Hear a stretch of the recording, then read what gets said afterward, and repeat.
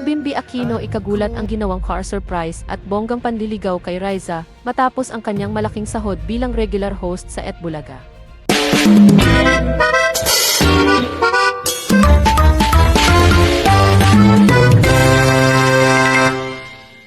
Isang malaking usap-usapan ngayon sa mundo ng showbiz ang tila hindi inaasahang paglapit ng dalawang kilalang personalidad na sina Bimbi Aquino at Riza Dizon.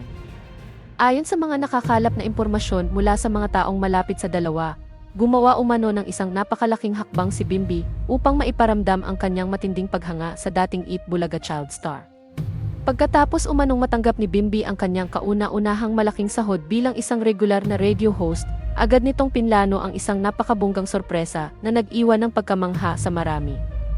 Hindi lamang daw ito isang simpleng regalo dahil ayon sa mga bali-balita, isang brand new na kotse ang mismong ipinagkaloob ni Bimbi kay Riza bilang simbolo ng kanyang seryosong intensyon at pagsisimula ng kanyang panliligaw.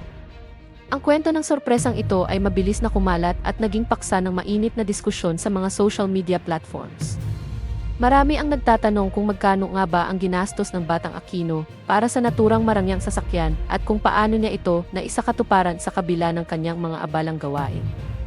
Kilala si Bimbi sa pagiging bukas palad at mahilig sa mga nakakagulat na regalo para sa kanyang mga mahal sa buhay, tulad na lamang ng kanyang mga nakaraang sorpresa sa kanyang inang si Kris Aquino.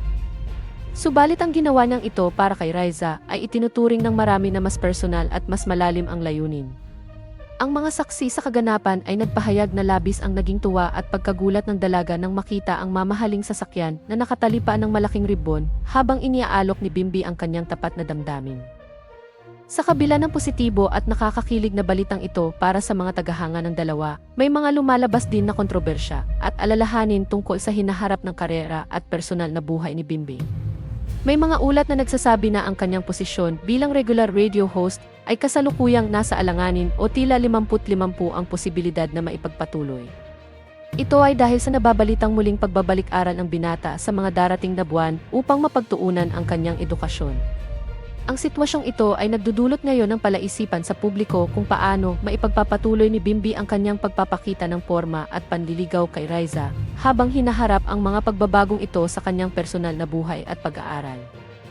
Gayunpaman, mas pinipili ng karamihan sa kanilang mga taga-suporta na maging positibo at ikatuwa ang espesyal na sandaling ito sa pagitan ng dalawa. Para kay Riza na kilalang masipag at humaharap sa buhay na may ngiti, ang ganitong klaseng pagpapahalaga at bonggang sorpresa mula kay Bimbi ay isang bagay na tunay na nakakapagpainit ng puso.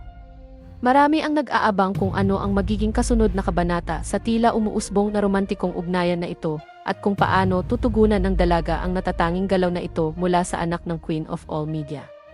Sa ngayon, nananatiling nakaabang ang buong showbiz community sa mga susunod na pahayag mula sa magkabilaang kampo upang kumpirmahin ang tunay na estado ng kanilang relasyon.